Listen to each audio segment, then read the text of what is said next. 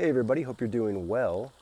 Today in the show I'm just going to talk a little bit more about these masks, just a quick thought I had on them.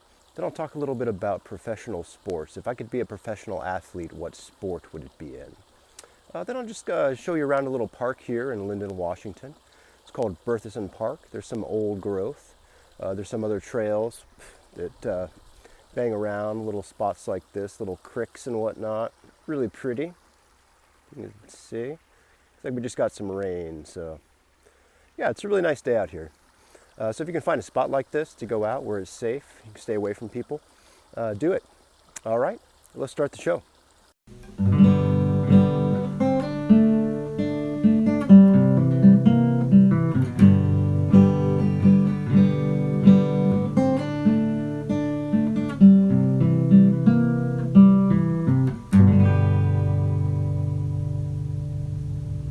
All right, so first off today, I just had a couple quick thoughts about face masks, protective masks. I was listening to Jay Inslee's press conference on the drive over to this park today.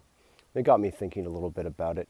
Here in Washington State, the governor is starting to reopen certain businesses, certain manufacturers, certain construction companies are going to be able to reopen and get back to business.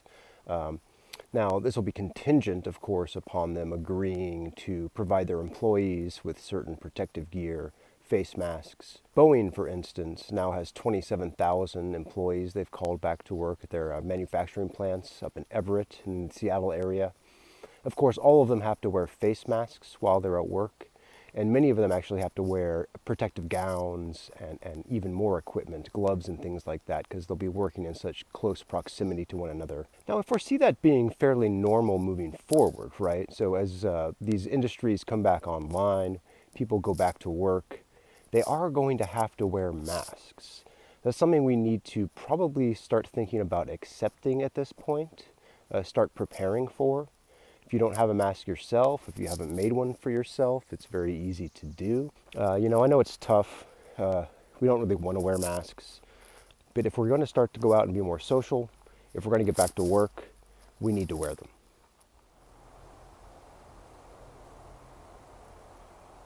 All right, so I was just walking through the woods here and I had this really strange feeling like I was Little Red Riding Hood, all bundled up, my hat and my red shirt. Kind of a fun feeling. I also had this feeling looking up into the trees. What's going on up there? I've always been fascinated by these animals and these entire ecosystems that live up in the treetops. And guys, something I actually learned recently is how to identify a Doug fir by their pine cone. So if you see a pine cone, it's got these little things on it. You've got yourself a Doug fir. Like this big boy here. Yeah. Beautiful, beautiful tree. Okay, so shifting gears here a little bit. Some horseback riders over yonder, a gaggle of them. My sister Megan asked me a question in response to a video I posted a couple days ago. She asked me if I could be a professional athlete, which sport would it be? And it's not baseball, Megan, no. For me, I'd be a footballer. By that I mean a soccer player. Still to this day, I think soccer is my favorite sport to play. I really love playing basketball, and hitting the baseball around's fun, but it's really hard to get enough people together to actually play a game of baseball. But I played a few casual pickup games of soccer while I was in San Antonio, and I just realized how much I enjoyed it.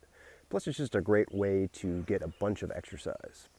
The other thing about professional soccer is it gives you the ability to move around and work and play in different parts of the world, unlike most other sports. If you look at a player like Christian Pulisic, the American phenom, who went basically as a teenager from the States over and played in Germany for Borussia Dortmund.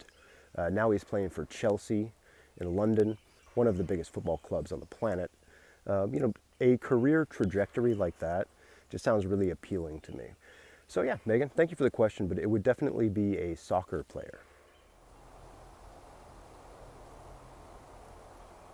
Yeah, guys, so Berthisson Park here in Linden is actually quite unique because it's a small chunk of land that's surrounded by farmland, industrial land. You can hear There's construction going on out there. There's farms doing their business around here. But it's this old growth that's been preserved, completely surrounded by open area, that makes it very unique. This is what I'm talking about right here.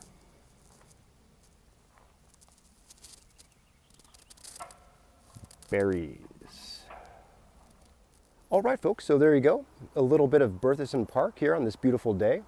Now, just quickly before I leave you for your weekends, hopefully relaxing weekends, I'd like to mention, today I've been on two trails, the Eagle Trail and the Owl Trail, both wonderful.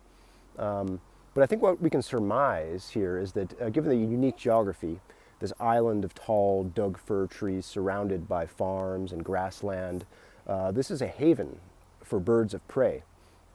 Now the owls and the eagles, I'm sure, in the battle for this real estate up here in the trees, this valuable, valuable land, are indeed fighting a Cold War of sorts. You know, there's a great geopolitical tension here. You can feel it. There have been proxy wars. The squirrels and the crows, don't even want to talk about that.